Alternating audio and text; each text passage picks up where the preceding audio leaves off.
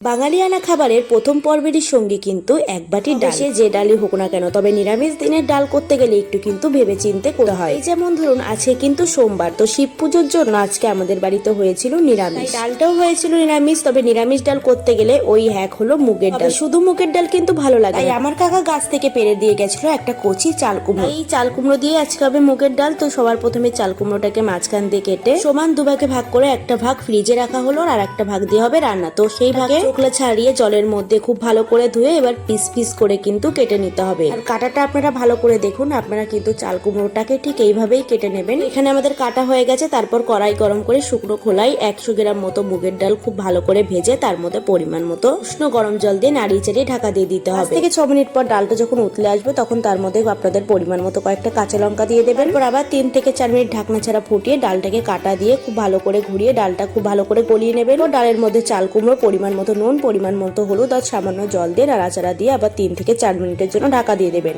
আবার ঢাকনা সরিয়ে দেখবেন ডালটা কিন্তু টকবক করে ফুটছে, তখন একটু নাড়িয়ে চাড়িয়ে পরিমাণ মতো চিনি দিয়ে আবার 1 থেকে 2 মিনিট ভালো করে ফুটিয়ে ডালটা নামিয়ে দেবেন। এবার কড়াই গরম করে কড়াইতে পরিমাণ মতো সর্ষের তেল দিয়ে তার মধ্যে একটা তেজপাতা, কয়েকটা শুকনো লঙ্কা, 1 চামচ মতো পাঁচ ফোড়ন খুব ভালো করে তেলের উপর নাড়াচাড়া দেবেন। এরপর যখন লাল হয়ে আসবে তখন তার মধ্যে ডালটা ফোড়ন দিয়ে দেবেন। এরপর আবার একটুখানি নাড়িয়ে নেবেন। তারপর 2 থেকে 3 মিনিট আর একটু ফুটিয়ে নামিয়ে নিলেই ব্যাস গরম গরম চাল কুমড়োর ডাল তৈরি হয়ে যাবে। তাহলে আপনাদের বাড়িতে এরকম কচি চাল কুমড়ো থাকলে অবশ্যই ডালটা বানিয়ে ফেলবেন। ডালটা অবশ্যই একটু পাতলা নামাবেন, কারণ ঠান্ডা হয়ে গেলে কিন্তু ঘন হয়ে যাবে। এবং বাড়িতে তৈরি করে অবশ্যই জানাবেন ডালটা কেমন লেগেছে আপনাদের। এবং আজকে যদি এই ডালের রেসিপি ভালো লেগে থাকে অবশ্যই চ্যানেলটাকে সাবস্ক্রাইব করবেন। ফেসবুক থেকে দেখলে ফলো করে দেবেন, লাইক করবেন, কমেন্ট করবেন, শেয়ার করবেন। আজ তাহলে আসি, ধন্যবাদ।